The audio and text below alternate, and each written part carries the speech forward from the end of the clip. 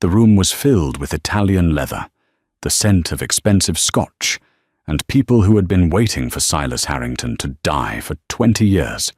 They were wearing grief like a costume, perfectly tailored black suits and dry, manicured hands clutching tissues they didn't need. And then there was Maya. She sat in the back, wearing a coat she'd bought at a thrift store, invisible to everyone. They thought she was just the help.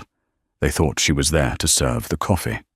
They had no idea that in exactly 5 minutes the lawyer would say her name, and the entire Harrington empire, the mansions, the accounts, the secrets, would belong to her. And that is when the real screaming started. The rain over the Harrington estate didn't just fall, it hammered against the roof of the manor like it was trying to break in. It was a fitting backdrop for the funeral of Silas Harrington, a man who had made his billions in ruthless corporate takeovers and died with more enemies than friends. Inside the mahogany-paneled library, the air was stiflingly hot. The fireplace was roaring, though no one was cold. The heat came from the bodies packed into the room, the mourners. Maya Linwood stood near the heavy oak door, her hands clasped tightly in front of her. She was wearing a simple grey dress, the only black thing she owned being a cardigan that had seen better days. She wasn't family. She wasn't a business partner. For the last 3 years, she had simply been Silas's live-in palliative care nurse. She changed his sheets, managed his morphine drips, read him the stock reports when his eyes grew too weak, and listened to him rant about the vultures circling his deathbed. And now, the vultures were here. "Can you believe she's still here?" The whisper carried across the room, sharp and venomous. It came from Genevieve Harrington, Silas's sister. Genevieve was 60, though her surgeon had pulled her face tight enough to pass for a startled 45. She was sipping a glass of Silas's 1962 Dolmore whiskey, casual disrespect in every sip. Standing next to her was her son, Preston. He was 30 years old, wearing a bespoke suit that cost more than Maya's entire year of salary. He was scrolling through his phone, looking bored. "The help always lingers, Mother," Preston drawled, not bothering to lower his voice. Probably hoping for a handout, a used car maybe, or a recommendation letter. Maya didn't flinch. She had learned the art of invisibility in this house. She kept her eyes on the floor, specifically on the Persian rug that cost $80,000. She knew the price because Silas had told her once, right after vomiting on it, laughing as she scrubbed it clean. "Just make sure she doesn't pocket the silverware," Genevieve muttered, turning her back on Maya. "Solicitor Graves is late. This is unacceptable. I have a flight to Milan tonight." "He'll be here," Preston said, pocketing his phone. "And then we can liquidate this dusty mausoleum. I've already got a buyer for the classic car collection." Maya bit her lip. The cars. Silas loved those cars. He used to have Maya wheel him into the garage just so he could run his hands over the hood of the '67 Shelby. He had made her promise to make sure they were taken care of. But what could she do? She was nobody. The heavy doors creaked open, and the room fell silent. Edward Graves entered. He was a small man, dry as parchment, carrying a briefcase that looked like it contained nuclear codes. He didn't look at the family. He walked straight to the massive desk at the head of the room, Silas's desk, and set the briefcase down with a heavy thud. "Please take your seats," Mr. Graves said. His voice was like grinding stones. Genevieve swept forward, claiming the high-backed leather chair closest to the desk. Preston sat on the arm of the sofa, looking effortlessly arrogant. The other assorted cousins and distant relatives, people Maya had never seen visit Silas once in 3 years, filled in the gaps. Maya remained standing by the door. "You," Genevieve snapped, pointing a manicured finger at Maya. "Fetch us some water. Sparkling. And be quick about it." Maya hesitated.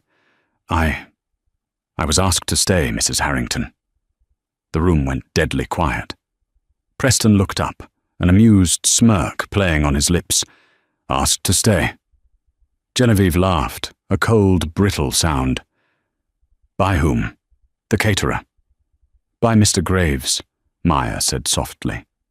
Genevieve whipped her head toward the lawyer. "Edward, is this true? Why is the nurse here? This is a private family matter. The reading of the last will and testament is for beneficiaries." Mr. Graves didn't look up from the papers he was arranging. "Miss Linwood is required to be present, Mrs. Harrington. Now, if everyone is seated, we shall begin." Genevieve huffed, her face flushing a patchy red. "Fine. Stand in the corner then. Just try not to breathe too loudly." Maya retreated to the far corner, near the bookshelf. Her heart was hammering against her ribs. She didn't know why she was here. Silas had mentioned leaving her a token, maybe a few months' salary to help her finish her nursing degree. That's all she wanted. Just enough to get away from these people. Mr. Graves cleared his throat. He put on a pair of wire-rimmed spectacles and broke the wax seal on the thick envelope. "I, Silas Arthur Harrington, being of sound mind and body, though my physician might argue the body part, do hereby declare this to be my last will and testament." Preston chuckled. "Classic Uncle Silas, snarky to the end." "To my sister Genevieve," Graves read. Genevieve straightened up, her eyes gleaming with greed. She was already mentally spending the money. "Genevieve, you always said you wanted the family jewels. You claimed that Mother promised them to you, despite the fact that you sold your own inheritance to cover your first husband's gambling debts." Genevieve stiffened. That is slander." "It is in the will, madam," Graves said flatly. Silas continues. "I leave you the entirety of the Harrington jewelry collection, specifically the high-quality replicas I had commissioned 10 years ago. The originals were sold to fund the Children's Hospital in 2015. Enjoy the glass." The silence that followed was deafening. "Replicas!" Genevieve shrieked, standing up. "He left me fake glass." "He also leaves you the sum of $50,000, Graves continued, unbothered, "on the condition that you use it to pay off the lien on your current residence. He knew about the foreclosure notices, Genevieve." Genevieve collapsed back into her chair, her face pale. The room buzzed with whispers. Maya watched, stunned. Silas had never mentioned this. He had played the senile old man in front of them, but he had been watching. He had been watching everything. "To my nephew, Preston," Graves read. Preston stood up, adjusting his cuffs. "Finally, let's get to the real assets." "Preston," Graves read, "you have spent your life waiting for me to die so you could inherit my company, Harrington Industries. You have never worked a day in your life, yet you drive cars worth more than most people's homes." Preston's smile faltered. "Is there a point to this?" "I leave you my majority shares in the company." Preston pumped his fist. "Yes, there it is." "Which are to be held in a blind trust," Graves continued, raising his voice slightly.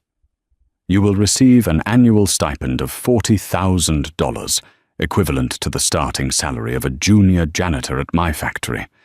If you can prove, after 5 years, that you have held down a job without using the Harrington name, the trust will unlock.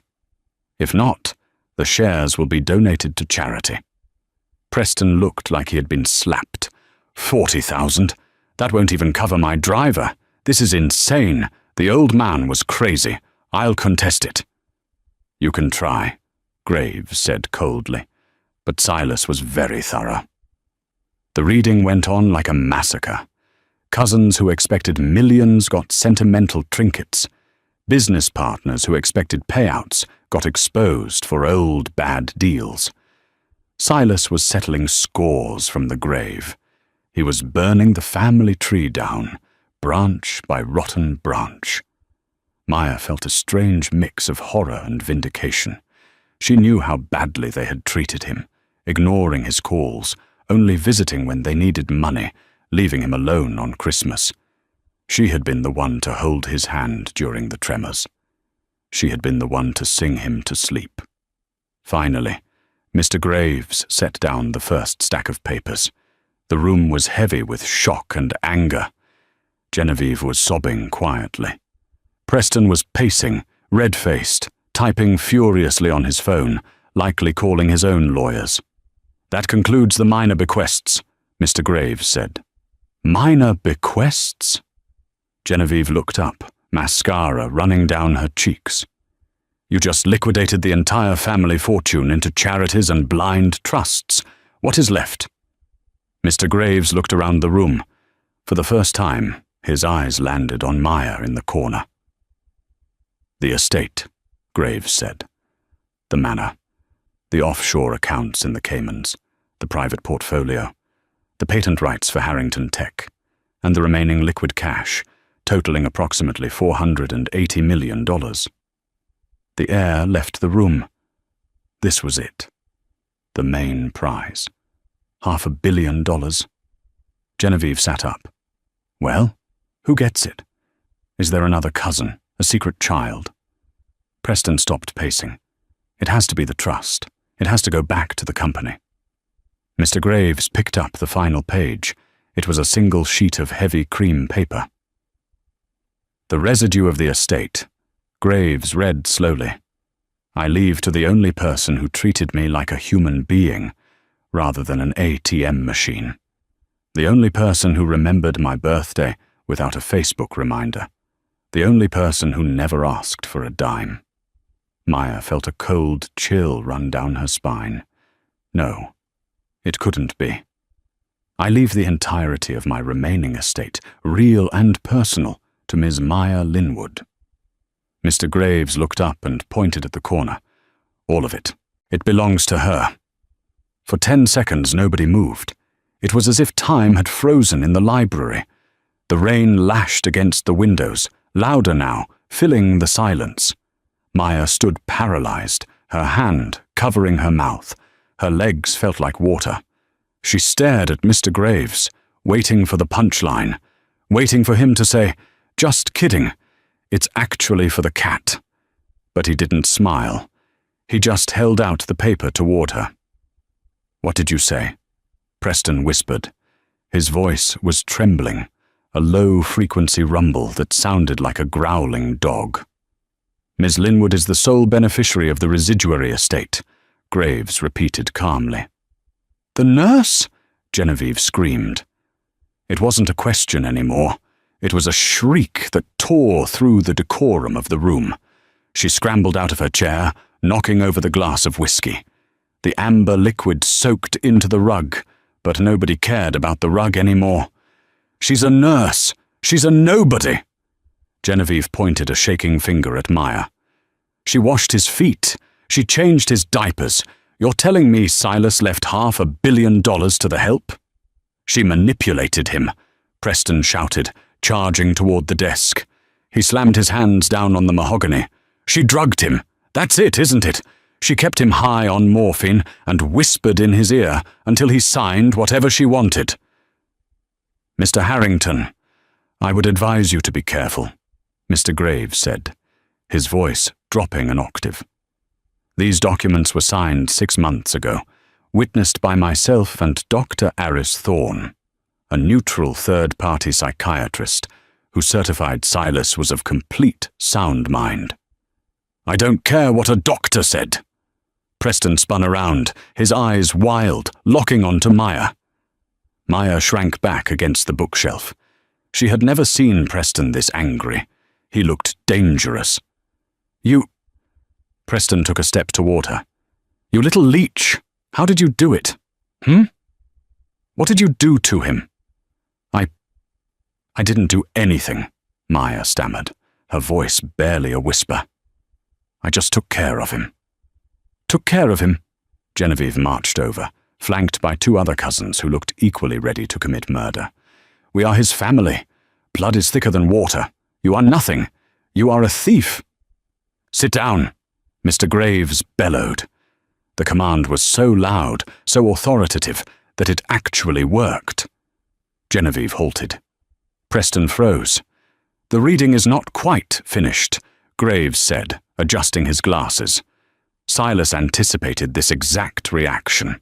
He left a personal letter for Miss Linwood, and a video message for the family. "A video?" Preston scoffed. "Deepfake. It's probably AI generated." "I can assure you it is not." Painting slid away, and the screen painting slid away, and the screen flickered to life. Static buzzed for a second, and then there was Silas Harrington. He was sitting in this very chair, wearing his favorite velvet smoking jacket. He looked frail, his skin papery and pale, but his eyes, blue and piercing, were sharp as tack. He looked straight into the camera lens. "Hello, vultures," Silas's voice rasped through the speakers. Genevieve gasped. "If you're watching this, I'm dead. And if I'm dead, you're all currently sitting in my library, drinking my scotch, and waiting for your payday. Well, by now, Edward has told you the news. Maya gets it all." On the screen, Silas leaned forward. "I know what you're saying right now. You're saying she manipulated me. You're saying she's a gold digger. Preston, you're probably threatening to sue. Genevieve, you're probably crying about how unfair it is." Maya watched the screen, tears pricking her eyes. Seeing him alive again, hearing his voice, it broke her heart all over again. "Let me tell you why," Silas continued. "Last Christmas, remember? I was in the hospital with pneumonia. It was touch and go. I called you, Genevieve. I called you, Preston. Genevieve, you said you were in Aspen and couldn't get a flight. I checked the weather. It was clear skies. You just didn't want to leave the party. Preston, you didn't even answer. You sent a text 3 days later asking if I could wire you $5,000 for a business opportunity." Preston's face went pale. He looked down at the floor. Maya was supposed to be off that week. It was her vacation. She has a family in Ohio she hadn't seen in 2 years. But when she saw no one was coming, she cancelled her trip. She slept in the chair next to my hospital bed for 4 nights. She held the bucket when I was sick. She read me Treasure Island because she knew it was my favorite. She didn't ask for extra pay. She didn't post about it on Instagram for sympathy points. She just stayed. Silas's voice cracked slightly on the video. She stayed because she cares. You people, you only care about the Harrington name and what it can buy you. Well, the Harrington name ends with me. Maya is the beginning of something new. Silas leaned back, a smirk returning to his face. So, sue if you want. Edward has instructed a forensic accounting firm to release the files on your business dealings. Preston, if any legal action is taken against the estate. And Genevieve, well, let's just say the photos from your spa trip in 1998 are in a safe deposit box, ready to go to the press. Genevieve turned a shade of white that matched the paper of the will. Maya, Silas said, his voice softening. Don't let them bully you. You are stronger than you think. You're the daughter I wish I had. Take the money. Change the world, or buy a tropical island. I don't care. Just don't give them a cent. The screen went black. The silence in the room was different now. It wasn't just shock, it was fear. Silas had blackmailed them from the grave. Mr. Graves packed up his briefcase. He walked over to Maya, who was still trembling in the corner. He extended a hand. Miss Linwood, he said gently. The car is waiting outside to take you to the executive offices. We have a lot of paperwork to sign. As of this moment, you are the owner of this house. You have the right to ask anyone here to leave." Maya looked at the lawyer's hand, then looked at the family. Genevieve was glaring at her with pure, unadulterated hatred. Preston was looking at her like a predator, calculating his next lunge. Maya took a deep breath. She remembered Silas's words. "You are stronger than you think." She straightened her back. She pulled her thrift store cardigan tighter around herself. For the first time, she looked Preston in the eye. "Mr. Graves," Maya said, her voice shaky but clear. "Please ask Mr. Harrington and Mrs. Galloway to vacate the premises immediately." "You can't kick us out," Preston snarled, stepping forward. "This is my family home. I grew up here." "It's Miss Linwood's home," Graves corrected, "and you are trespassing." "I'm not leaving," Genevieve hissed, sitting back down and crossing her arms. "I'm not going anywhere until this fraud is sorted out." Maya looked at the lawyer. "Mr. Graves, does the estate security team report to me now?" "They do, Miss Linwood." "Then have them removed," Maya said, "physically, if necessary." The look on Genevieve's face was worth every second of fear Maya had felt. It was the look of a queen realizing she had been dethroned by a pawn. But as the security guards entered the room to escort the screaming family out, Maya caught Preston's eye one last time. He wasn't screaming. He wasn't fighting the guards. He was smiling, a cold, terrifying reptilian smile. He mouthed 2 words to her before he was shoved out into the rain. Not over. Maya shivered. She had the billions. She had the house. But as she looked out the window at the dark, storm-tossed grounds of the estate, she realized something terrifying. She had just started a war, and she had no idea how to fight it. 2 weeks had passed since the will reading, and Maya Linwood had learned a very specific lesson. Money doesn't buy freedom. It buys a better class of prison. Harrington Manor, once a place where she moved quietly as a ghost, was now a fortress. The iron gates were permanently locked, besieged by a camp of paparazzi vans and hungry reporters. Every time a delivery truck arrived, flashbulbs popped like gunfire. The headlines were brutal. "The billion-dollar nurse, caregiver, or con artist." Source claims Harrington was over-medicated in final months. Disinherited son. She preyed on a dying man. Maya sat at the long dining table, a cup of lukewarm tea in front of her. She was alone. The house staff, the maids, the cooks, the groundskeepers, treated her with a strange mix of fear and suspicion. They had known her as Maya the nurse. Now she was Ms. Linwood the owner.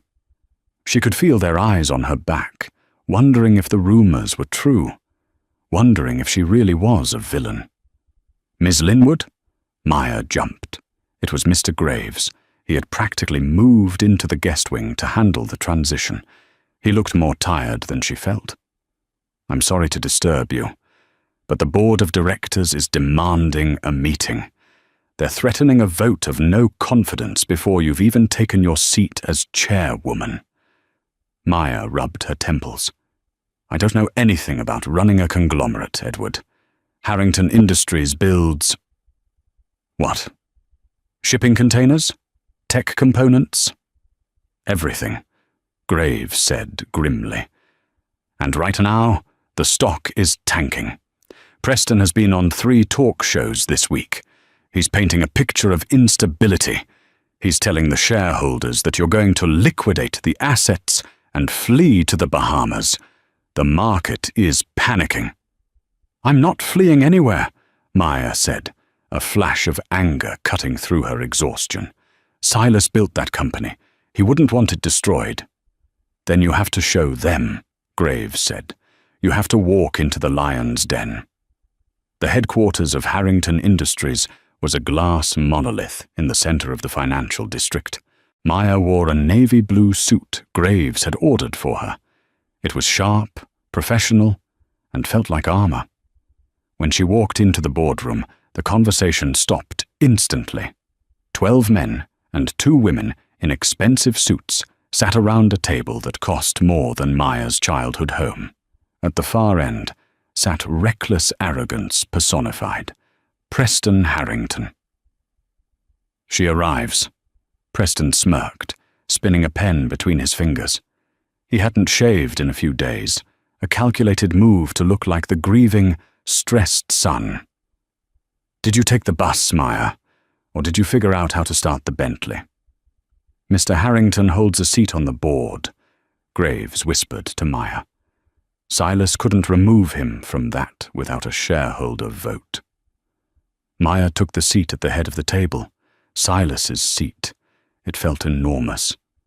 "Let's cut the pleasantries," said a heavy-set man with a thick grey moustache. This was Arthur Sterling, the CFO. "Ms. Linwood, this situation is untenable. Our partners in Tokyo are pulling out. They don't trust the leadership." "Because there is no leadership," Preston interjected. "We have a bedpan changer at the helm of a Fortune 500 company. It's a joke. I propose we freeze all executive powers until the contest of the will is settled in court." "There is no contest," Maya said. Her voice was quiet, but it carried. She placed her hands flat on the table to stop them from shaking. "The will is valid. Mr. Graves has assured me of that." "Lawyers can be bought," Preston shot back, his eyes cold. "And we all know you're good at getting close to old men." A few board members snickered. Maya felt her face burn. She wanted to run. She wanted to go back to the hospital, to the smell of antiseptic and the honest work of caring for patients. But she looked at the empty chair next to Preston. That was where Silas used to sit. She remembered him telling her, "They're sharks, Maya, but sharks are cowards if you punch them in the nose." "Mr. Sterling," Maya said, turning to the CFO, "I may not know corporate finance yet, but I know how to read people, and I know that in the last quarter you approved a $12 million bonus for the executive suite while laying off 400 factory workers in Detroit." Sterling blinked, his face reddening. "That was standard restructuring."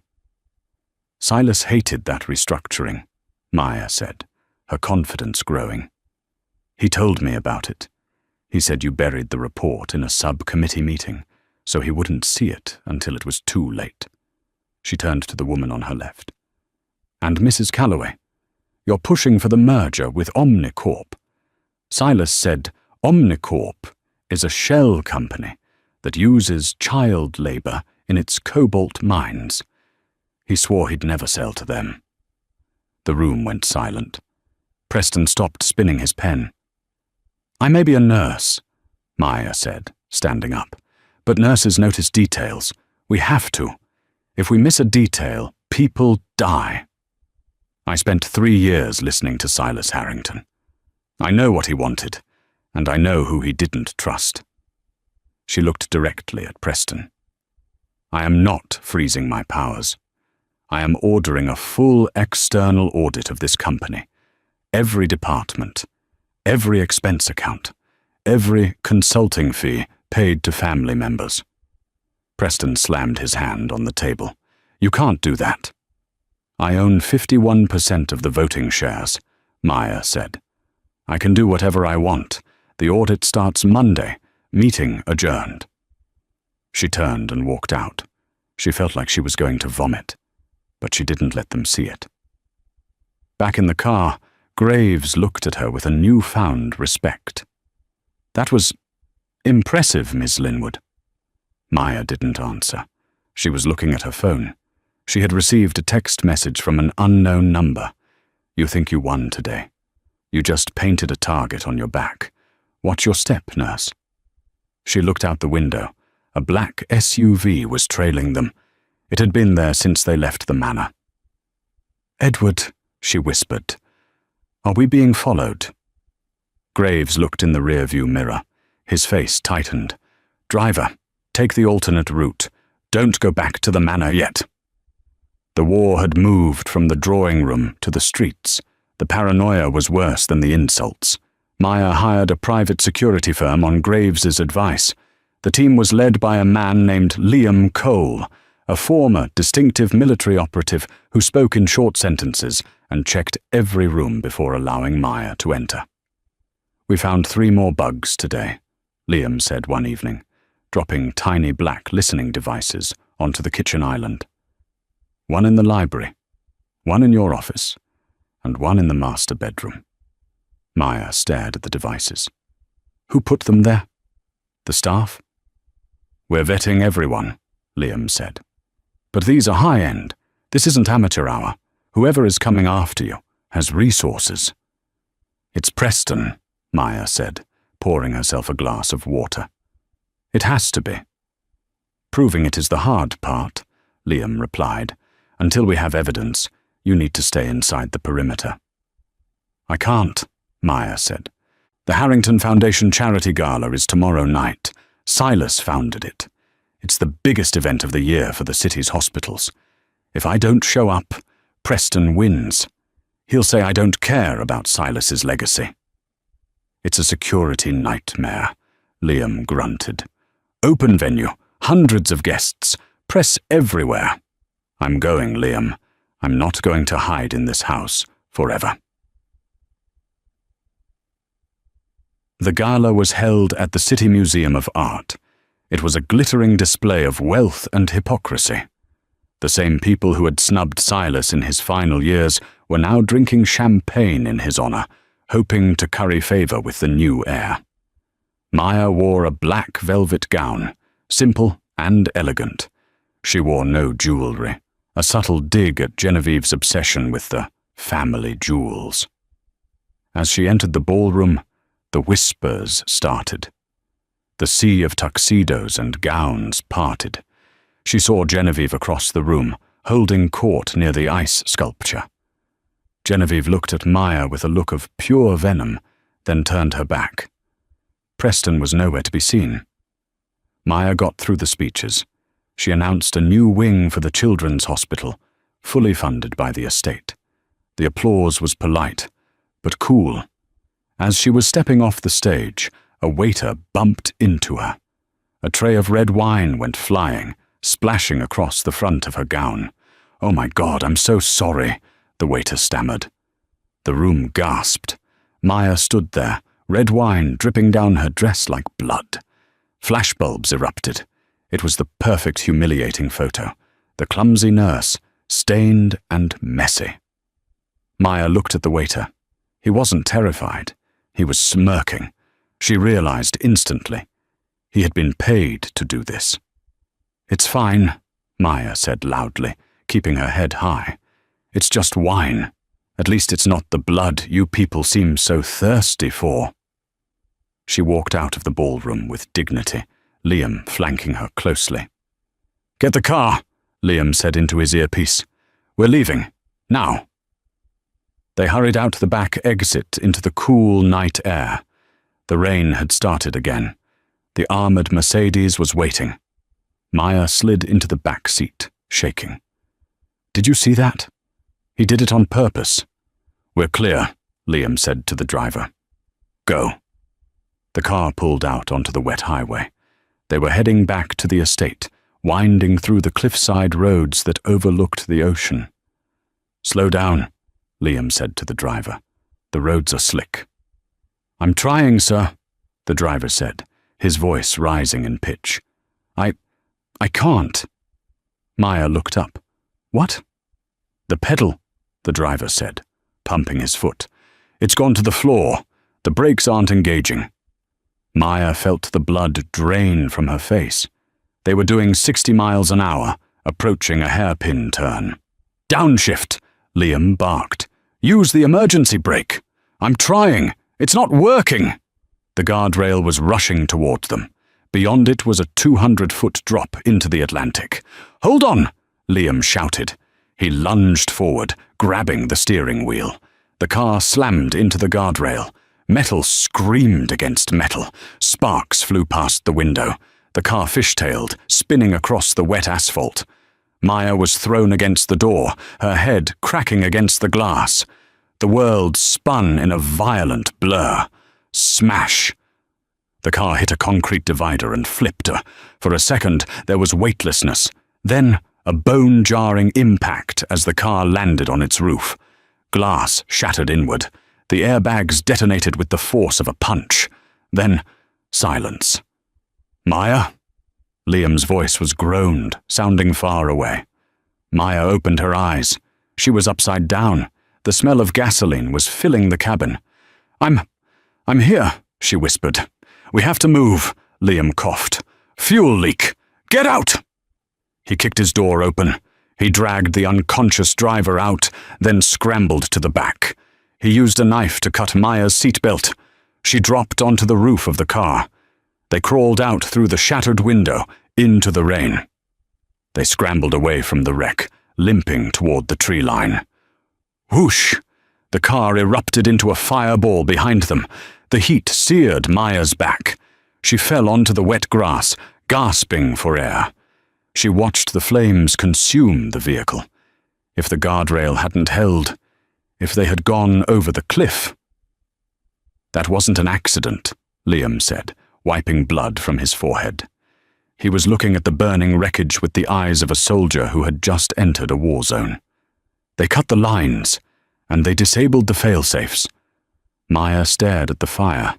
The fear was gone, burned away by the flames. In its place was something cold and hard. "Preston," she said. "We can't prove it yet," Liam said. "The evidence is burning." "I don't need to prove it to the police," Maya said, struggling to her feet. Her dress was torn, stained with wine and mud. Her face was cut. "I need to prove it to the world." "How?" "Silas told me," she whispered. "He told me there was ammunition. I thought he meant money. I thought he meant the will." She looked at Liam. He meant the Blackwood file. He told me never to open it unless my life was in danger.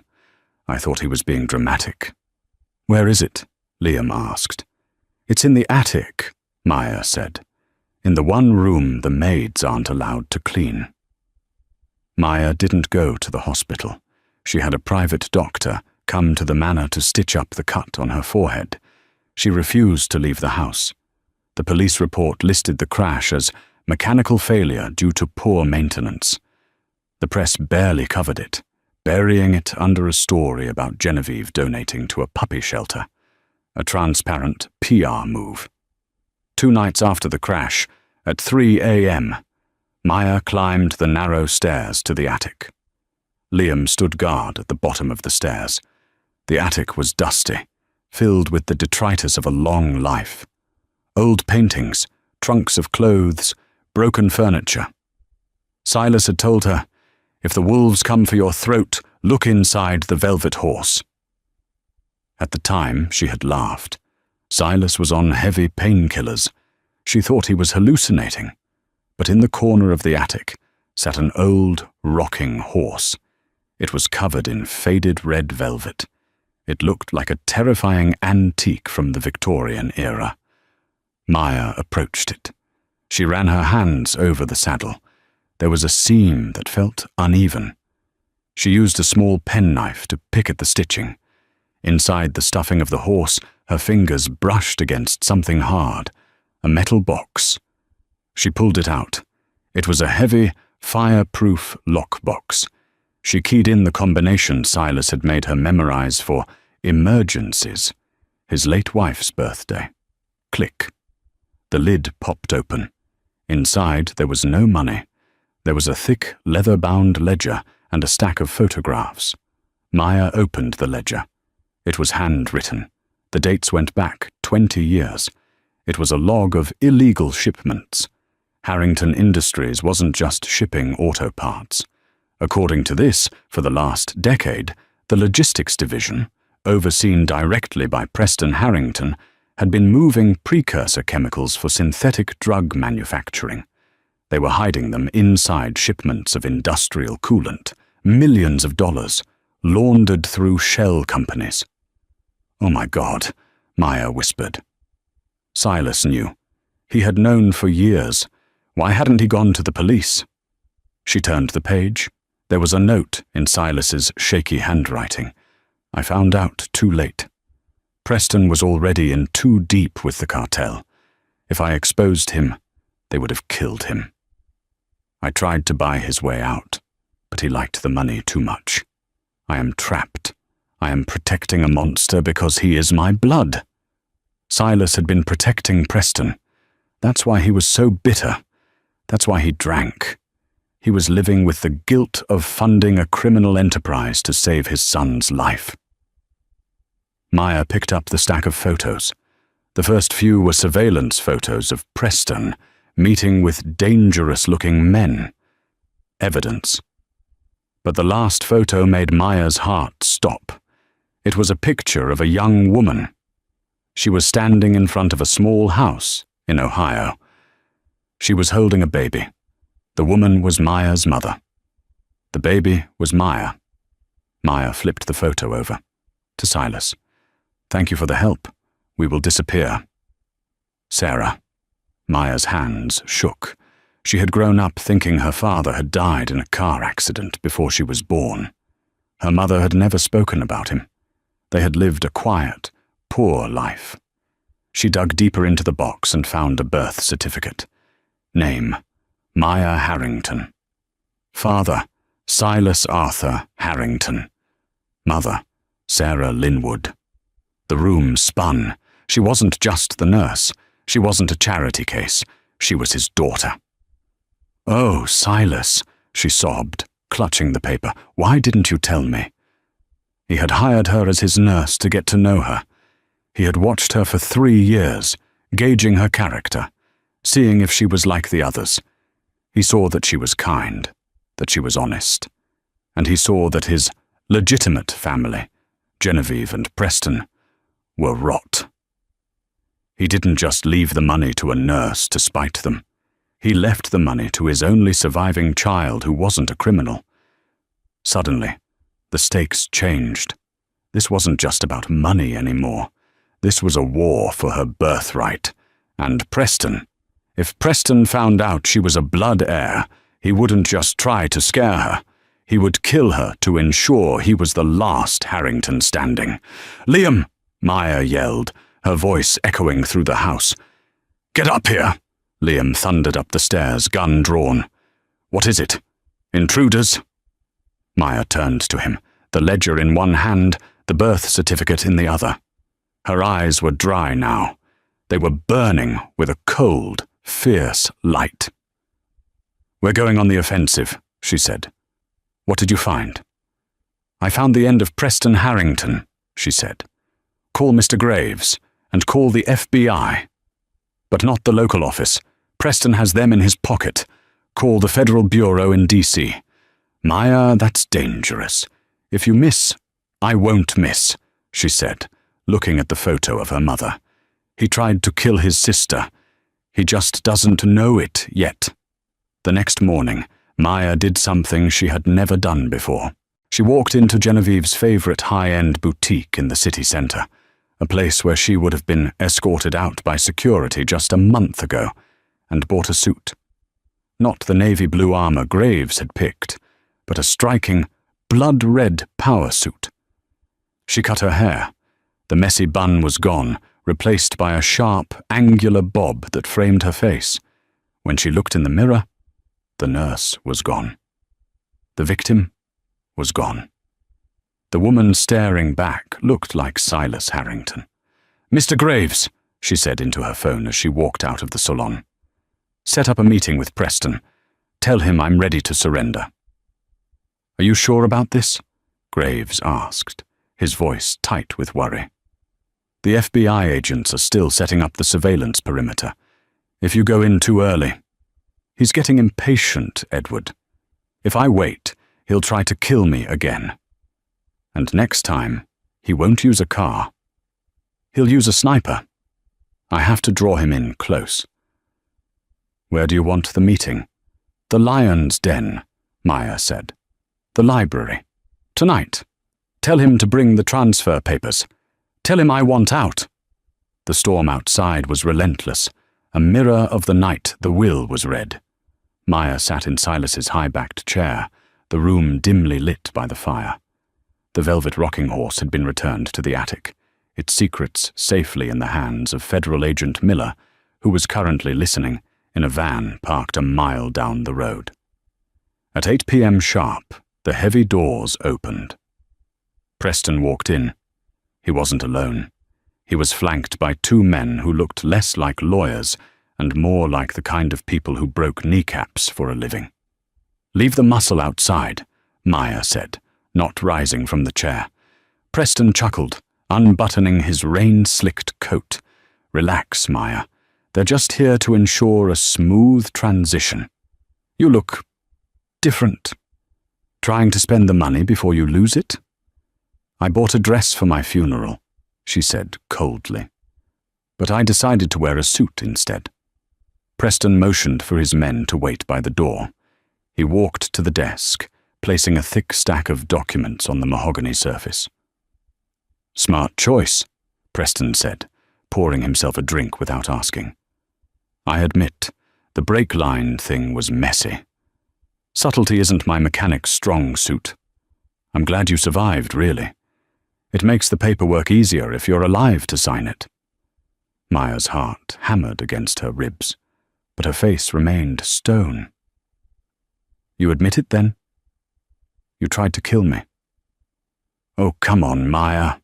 Let's not use ugly words like kill. Let's call it aggressive corporate restructuring." Preston took a sip of whiskey, his eyes dancing with triumph. "You were a glitch in the system, an error. I'm just debugging the code." "And the drug trafficking?"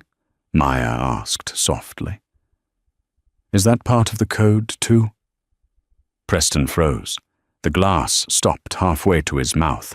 The silence in the room stretched, thick and suffocating. "What did you say?" he whispered. "I found the ledger, Preston. The Blackwood file. I know about the chemical shipments. I know about the cartel partners in Juarez. I know Silas spent the last 10 years paying them off so they wouldn't skin you alive." Preston set the glass down slowly. His casual arrogance evaporated, replaced by a cold, predatory focus. He reached into his jacket. "You shouldn't have dug that deep, nurse," he said, his voice devoid of emotion. "Silas was a coward. He paid the toll. I, however, am a businessman. I expanded the operation." He pulled out a pistol. It was sleek, black, and silenced. "I was going to let you walk away with a few million," Preston said, aiming the gun at her chest. "I was going to let you disappear. But now, you're a liability." "You can't shoot me here," Maya said, her voice trembling slightly. But she didn't flinch. "The staff will hear. The staff is paid off, and my friends at the door will handle the cleanup. We'll make it look like a suicide." Overwhelmed by the pressure of the inheritance, the poor nurse took her own life. Tragic, really. He thumbed the safety off. "Sign the papers, Maya. Then I'll make it quick." Maya looked at the gun, then looked Preston in the eye. "You talk about bloodlines, Preston. You talk about how you deserve this empire because you're a Harrington."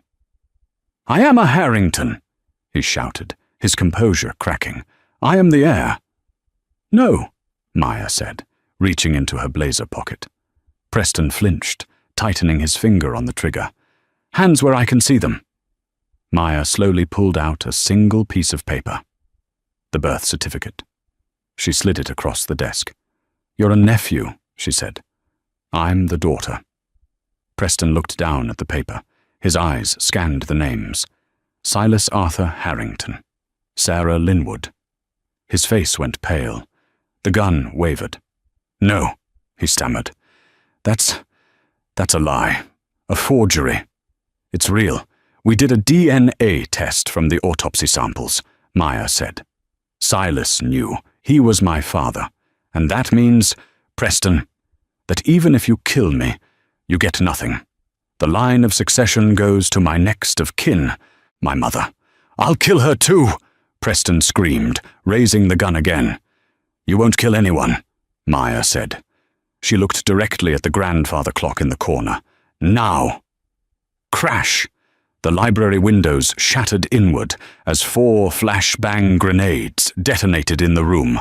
White light blinded them. A deafening bang stripped the air from the room. Preston screamed, dropping the gun and clutching his eyes. FBI! Get on the ground! Now! The heavy oak doors were kicked open. A dozen tactical officers swarmed the room. The 2 thugs at the door were tackled instantly. Agent Miller vaulted over the sofa, kicking the gun away from Preston's reach. Preston Harrington, you are under arrest for conspiracy to traffic narcotics, attempted murder, and racketeering, Miller shouted, pressing Preston's face into the expensive Persian rug. Maya sat in the chair, blinking the spots from her eyes. The ringing in her ears was loud, but through the chaos, she saw Preston being hauled to his feet. He looked at her. He wasn't smug anymore.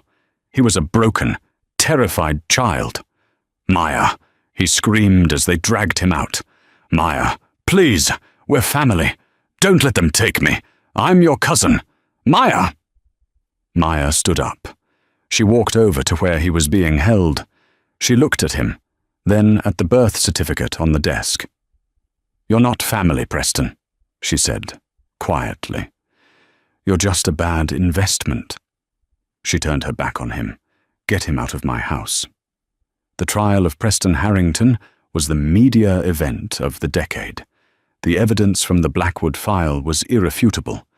The recording of him admitting to the brake tampering was played on every news station from New York to London.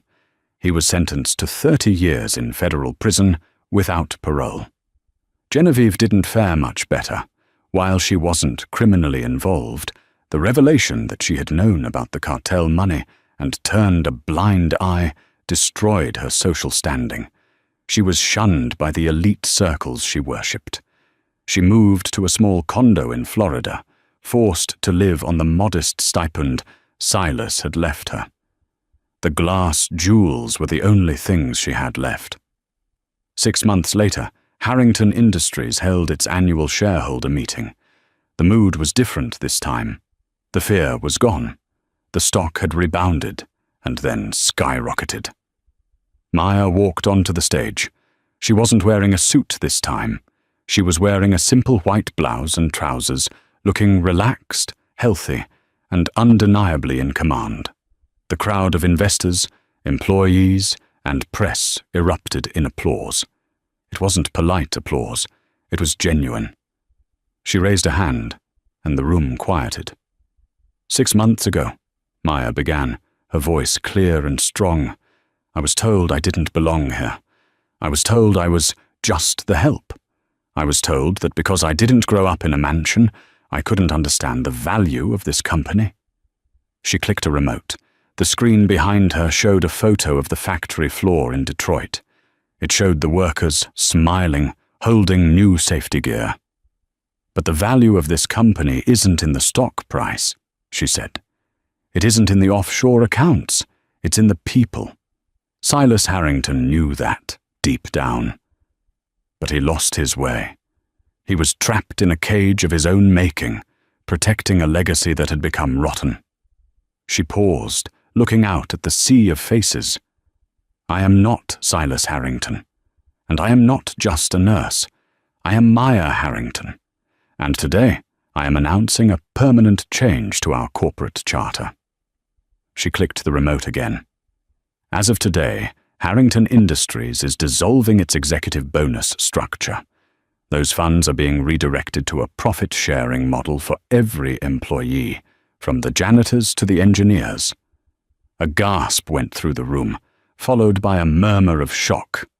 Furthermore, she continued, we are liquidating the private jet fleet and the estate in the Caymans to fund a new initiative, the Silas Project, a global network of palliative care centers for the elderly who have no family to watch over them. No one should die alone, and no one should be invisible. The silence held for a heartbeat, and then the room exploded. People stood up. Some were crying. It was a revolution in the corporate world. Maya smiled. She looked toward the back of the room. For a split second, she thought she saw an old man in a velvet smoking jacket standing by the exit, leaning on a cane, giving her a thumbs up. She blinked, and he was gone. Later that evening, Maya returned to the manor. It was quiet now. The paparazzi were gone. The security team had been scaled back to just Liam, who had resigned from his firm to become her head of personal security. And, if the rumors were true, perhaps something more in the future, though neither admitted it yet. She walked into the library. The broken window had been replaced. The rug had been cleaned. She sat at the desk and pulled out a fresh sheet of paper. She picked up Silas's heavy fountain pen. I, Maya Harrington, being of sound mind and body. She wasn't writing a will for death. She was writing a manifesto for life. She looked out the window at the rain, which was soft and gentle now, feeding the gardens rather than battering the roof. She had walked into this house as a ghost. She had been invisible. But as she signed her name at the bottom of the page, a signature that controlled billions of dollars and thousands of lives, she knew the truth. They had noticed her, and the world would never forget her. The story of Maya Harrington isn't just about money. It's a reminder that character is the only currency that matters in the end. Silas Harrington saw the truth that his family missed, that the person cleaning the floors often has more dignity than the person owning the building. Preston and Genevieve had everything: wealth, status, name, but they were spiritually bankrupt. Maya had nothing, yet she possessed the strength to bring down an empire of corruption. In the end, the invisible girl was the only one with the power to be truly seen. It teaches us that underestimating kindness is a fatal mistake, and that sometimes the quietest people in the room are the ones holding all the aces. And that is the incredible story of how one overlooked nurse took down a dynasty. It really makes you wonder, who are the invisible people in your life that you might be underestimating?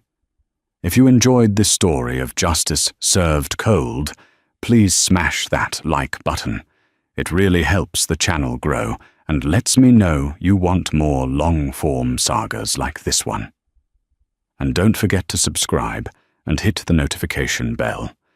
I've got another story coming next week about a homeless man who left a mystery key to a bank vault that no one could open until his dog walked in.